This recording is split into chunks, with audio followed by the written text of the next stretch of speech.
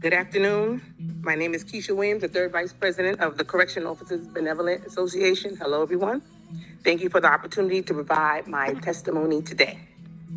For the past 2 years, my colleague, COBA's first citywide trustee, Asaki Antoine, has raised several concerns related to the safety and security of our jails. Inmate assaults, including sexual assaults on our female correction officers, continues to increase at an alarming rate. Just since January of this year, over 1,200 correction officers have been brutally assaulted by the inmates in our custody. Since January of 2021, approximately 40 female correction officers have been sexually assaulted.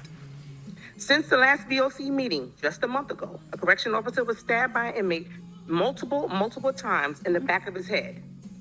Another correction officer, while performing his duties, was beaten by an inmate, which resulted in him sustaining an orbital fracture. Another officer was punched in the face, hitting his head to the floor, resulting in several stitches to close the wound in the back of his head.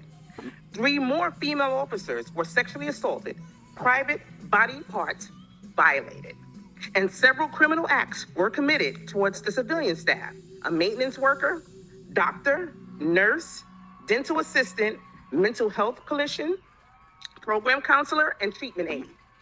These incidents do not include the numerous splashing incidents of urine and feces that correction officers are subjected to on a daily basis.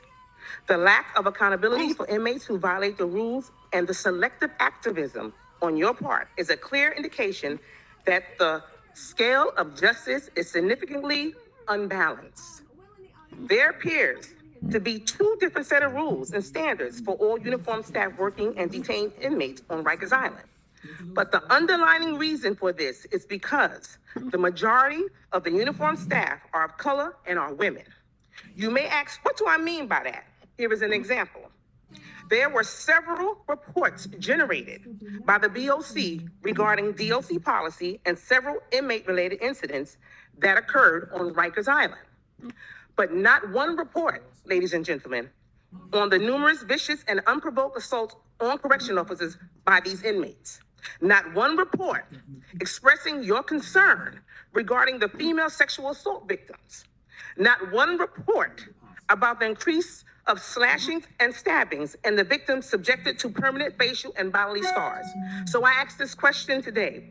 Is this board really invested in making the jails on Rikers Island safer for everyone, or are simply looking out for the interests of the inmates? And I close with this.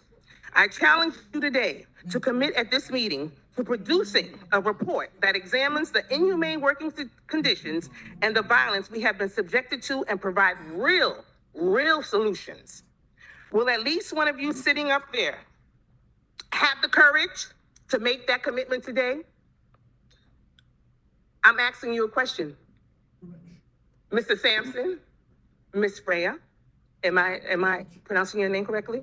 Miss Jacqueline, Mr. Franco, Miss Jacqueline Sherman, Mr. Ramos, would you make that commitment today in front of everyone to give us real solutions? I thank you. And I also want to thank you, Mr. Ramos, for acknowledging our officers for saving lives. And I appreciate that.